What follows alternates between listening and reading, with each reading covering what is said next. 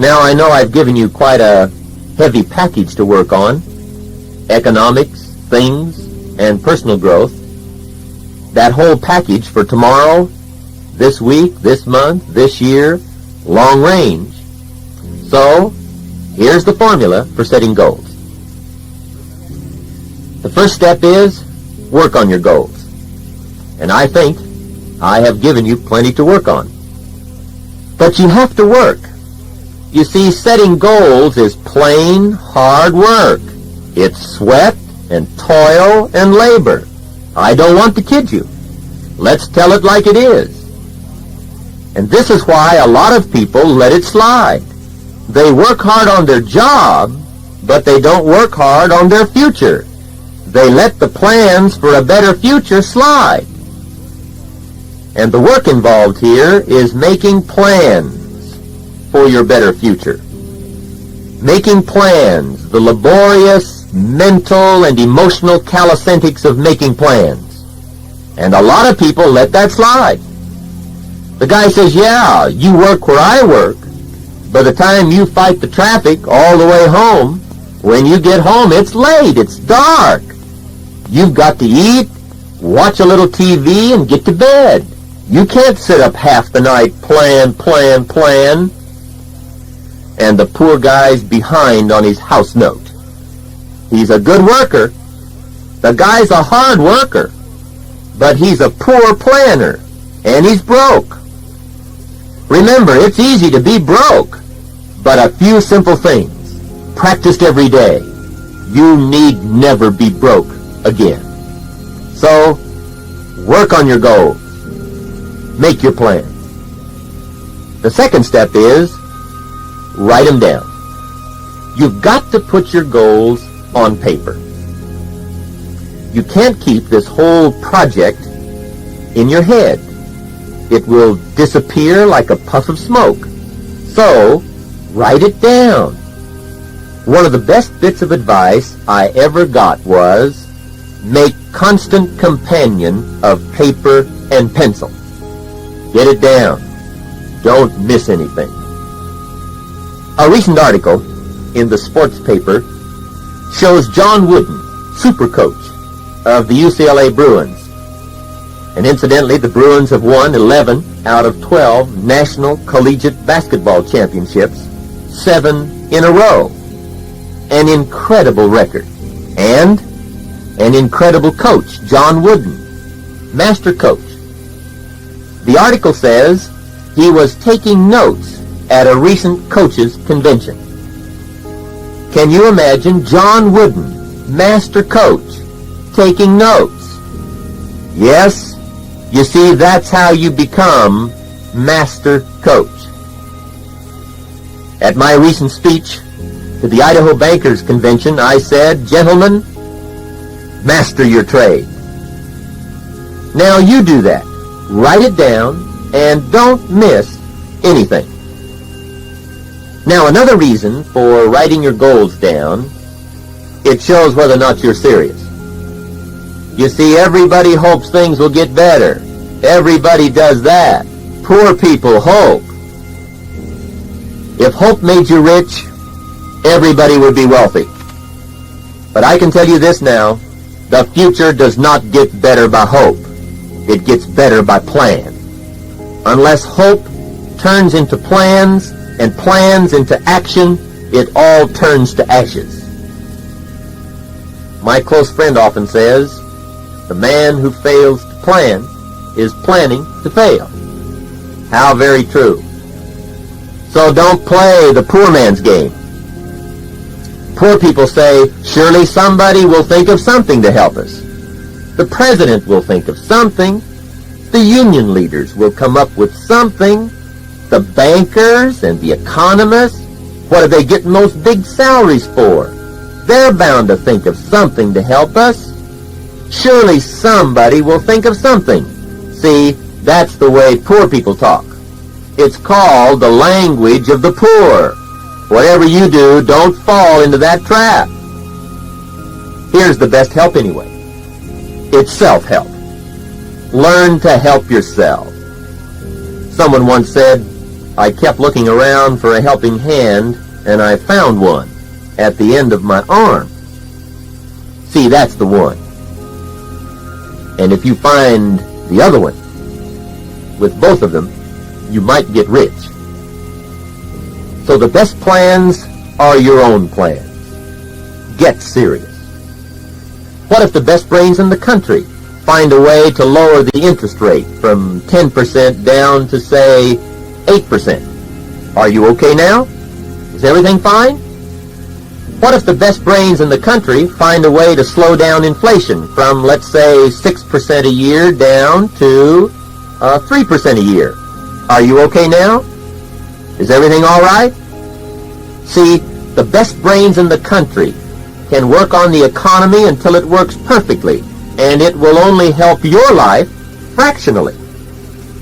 If you want to make major changes, you've got to make those plans. They aren't working out in Washington, D.C. on how to triple your income. Honest. They don't work on the biggies out there. One of the big ones right now is an extra personal deduction on your income tax. But don't get your hopes up. They've got to vote yet. Now, I'm not trying to put that down. I'm trying to put it in perspective. It means this: everyone else working on your better future will help you fractionally. If you want major changes, you've got to make those plans. And I'll tell you what, if you don't get busy on your better plans for your better future, I'll tell you what, you'll probably always fit into somebody else's plan. And I'll tell you what somebody else may have planned for you: a skinny income, an empty bank account, and a flat purse. Congratulations. You might say, well, I don't like those plans. Then will you please make some plans of your own? I know the traffic's heavy and you get home late, but gosh, it's your life. So get your plans going. Now, the third step in setting goals is the size of your goals. The size and kind of goals you have is very important because size determines effect. The effect it has on you. Remember, whatever you're going for affects you. You see, your goals affect you. Your goals affect your handshake. They affect your smile. Your goals affect your conversation. They affect your attitude, your personality. Remember, the 16 hours you're awake, you are being constantly affected by your goals, whatever they are. They affect your presentation. They affect your income. Now, some people have goals, but they have such lousy goals, those goals have a poor effect. I asked a man one time what his goals were for the month, and he said, if I could just scrape up enough money to pay these lousy bills. Hey, that was his goal for the whole month. He had no list. You could have searched his car, no list. Searched his house, not one list. Look in his wallet, no list, nothing. Now, I'm not saying that isn't a goal. It is. But it's such a poor goal, it has a poor effect. It was affecting him poor. See, you don't jump out of bed on Monday morning and say, oh boy, another chance to get out and scrape up the money to pay my lousy bills. See, you don't do that. You'd probably say something like, oh no, not another Monday. Remember, poor goals have a poor effect. Now, 2 points are important here. The first one is, decide what you want. You have to get past that.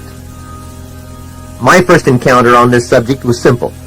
The man said, first decide exactly what you want, and then write it down. I said, is that it? I don't have to borrow a bunch of money or anything like that? He said, no. The simple beginning of success is decide exactly what you want and write it down. I said, You're kidding. He said, no, just believe what I tell you. I said, that's got to be great. I'm willing to try that. In fact, I was willing at that point to try most anything to cure my poverty. So, I grabbed a piece of paper, and I got a pencil, and sat down, and I made a very important discovery. I found out I didn't know exactly what I wanted. I looked up and said, I really haven't given this much thought. And he smiled and said, I know that. It wouldn't be hard to guess your bank balance.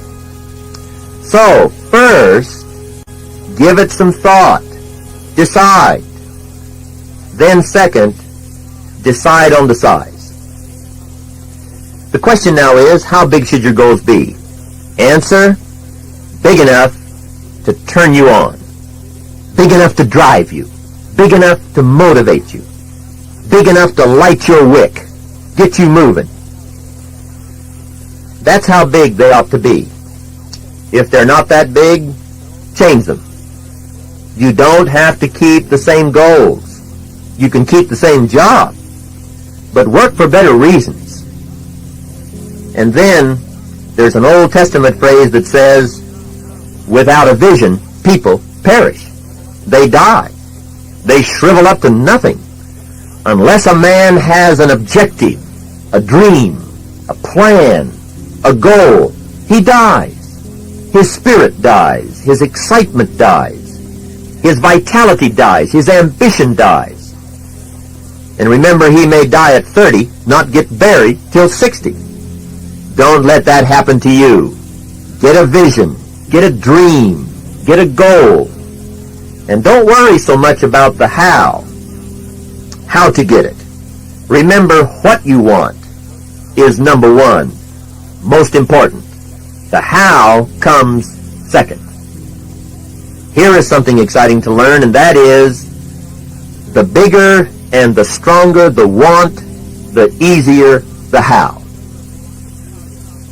Remember, a man can do the most amazing things if he has amazing things to do.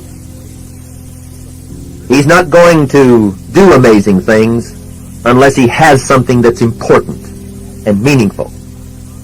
The guy says, well, I just don't see how I could learn it. Of course, he doesn't see how he could learn it. It isn't that important. He isn't on fire. He needs more reasons, better reasons, bigger reasons, more exciting reasons, more important reasons. All kinds of untapped abilities are usually waiting for bigger, more challenging reasons. So, get a strong reason. What if I had a $5,000 check waiting for you tomorrow night if you brought 20 prospects to my house? You say, I'll be there with the 20. With that kind of money, who couldn't? See, you could. Ability? It's triggered and nourished by strong enough reasons. Without good reasons, ability sleeps. The man says, you make it worth my while and see what I can do. I know that. What I want you to learn to do is make it worth your own while. Don't keep sitting around waiting for someone to come by and make it worth your while. What if nobody shows up? Are you going to sit there and live on crumbs? Start working on your goals if nobody shows up. And make them important. Make them exciting. Take the small ones first, and then work right on up to the bigger ones. But don't delay. Start today. And get the whole family in on it. Get together with your wife, your husband, your children. Everybody needs a list and pictures and talk about it every day. Hey, remember, kids can do remarkable things if they have remarkable things to do. Talked about daily. And I might add this. if you don't give kids something remarkable to do, no telling what they'll do. So you leave. You get serious. One more question here is, how do you set better goals? About the best advice I can give you on this is, get around where it's better and let something hit you. You see, we all operate by inspiration. We see something, and the first time we say, wow. We see it the second time, and we say, isn't that something? And then we see it the third time, and we're apt to say, I've got to have one. So, get around where it's better. Don't take the shabby shortcut home every day just to save 15 minutes. You don't get inspired driving by the city dump, so don't go that way.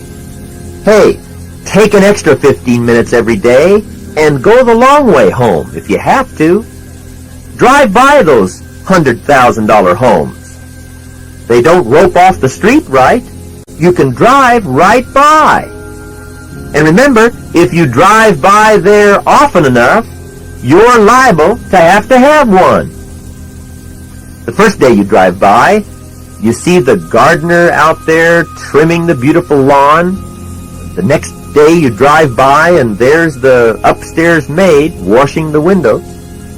The next time you drive by, you see the downstairs maid shaking the dust mop out the back door. The next time you drive by, you see the truck parked out in the driveway and the pool man is in the beautiful backyard taking care of the swimming pool.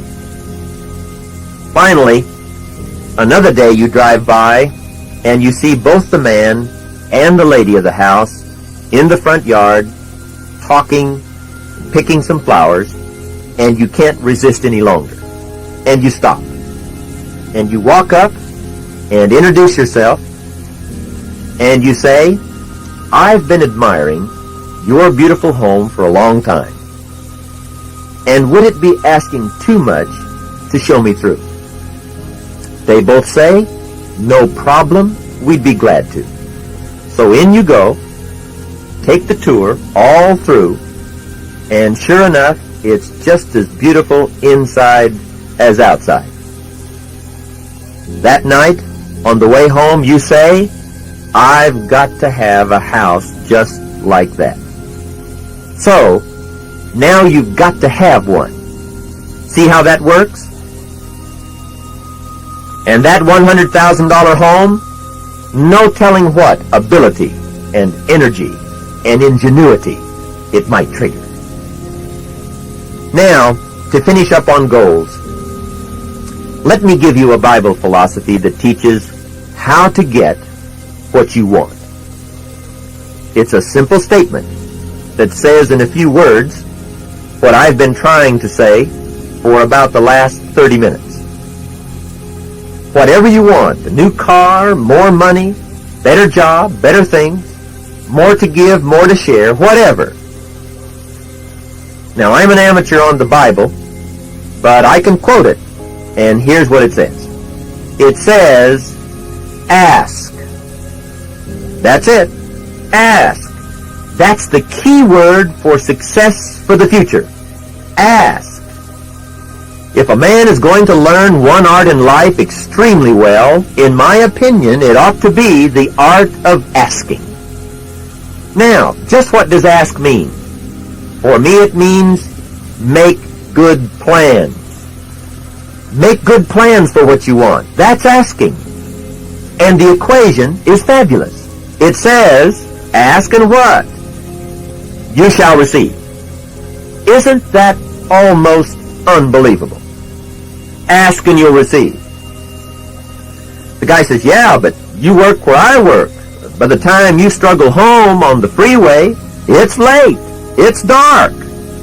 You've got to eat a bite of supper and get to bed. You can't sit up half the night, ask. And this guy's behind on his bills.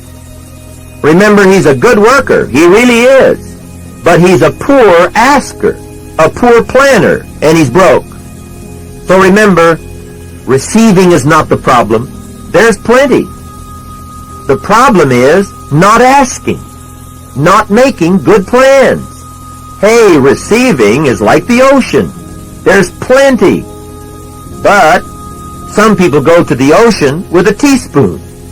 Have you got that picture? Hey, make some better plans and trade your teaspoon for at least a bucket. Get down to the ocean with a bucket. And why not, in view of the size of the ocean? And I might add this. You'll look better down there at the ocean with a bucket instead of a teaspoon.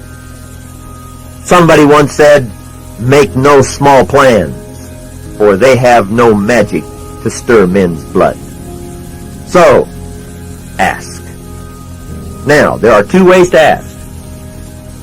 Number one, ask with intelligence. The Bible phrase didn't say ask intelligently, but I'm sure it meant that. Don't mumble. You don't get anything by mumbling. Ask clearly. Define. Describe. Design exactly what you want. Intelligent asking means how wide, how high, how much, how long, how soon, when, what size, what color, what model, what year. You don't know? Then you'll probably have to settle for crumbs. You'll get what's left. What if you called the contractor that was going to build your house, and you said, John, we're ready to start on the house. Let's build it about 75 to 100 feet long. Now, could you build a house about 75 to 100 feet long? The answer is no. Of course not. As long as your plans are that fuzzy, it'll never get built. And remember, some people's plans for their better future are just about that fuzzy. They don't really know. And somebody once said, if you don't know where you're going, how will you know when you get there? You won't even know when to celebrate. Here's a guy, 50 years old, and he's never had a party. He's never won nothing. My friend often says, that poor man is never winning, never losing, just walking that long gray road of mediocrity day after day. So, ask with intelligence. The second way to ask is ask with faith. Faith like a child. And that means believe you can get it. Faith is the childish part. Plans is the adult part. Put the two together, and you have an unbeatable combination for lasting success. Now I've got to add one more thing to setting goals. I don't want to give you any false signals about being successful. We've been talking about how to get what you want, but I have to add this. You won't get everything you want. Those happen to be the facts. It just hasn't been set up that way. I never met a person who got everything they wanted. Remember, nobody bats 1,000. So, you won't get everything you want, but you have to want everything you get. You have to want it bad enough to plan for it, work for it, and believe in it. But let me quickly add this so you won't get discouraged. To make your life an unbelievable adventure in achievement, you don't have to get everything you want. Remember, to be a winner, you don't have to win every game. To be a champion, you don't have to win them all. The best baseball players in the history of baseball, their names are in the Hall of Fame. They call them superstars. The best batting averages in the history of baseball among the superstars is 400. Remember, the best superstars bat 400, not 1,000. 400. That means that during their career, when they went up to bat 10 times in a row, they were always out an average of 6 times out of 10. Superstars are always out 6 times out of 10. So to be a champion, a winner, here are 2 key steps to remember. Number 1, always play the game. Always take your turn at bat. Never miss. With 102-degree fever, wobble up there and swing. Never miss a game. And always have a game to play. Always have a list for tomorrow. That's the game. Your list. Your plans. Hey, remember this, if you don't have a list for tomorrow night will come and you won't know whether you won or lost. And you'll start walking that long gray road of mediocrity, never winning, never losing, just existing. So, always play the game. Set your goals. Get some objectives. Always. Daily. And number 2, always think you're going to win. You say, that's childish. You can't win every time. That's right. You can't win every time, but you've got to think you're going to win every time. That's the stuff champions are made of. So number 1, always play. And number 2, always believe you will win. Remember, there is no sin in losing. The sin is not trying. And when the final books are added up, let the record show you batted 200. Let it show you batted 400. Let it show your strikeouts. Let it show your home runs. But never let it show that you didn't play. How would you possibly explain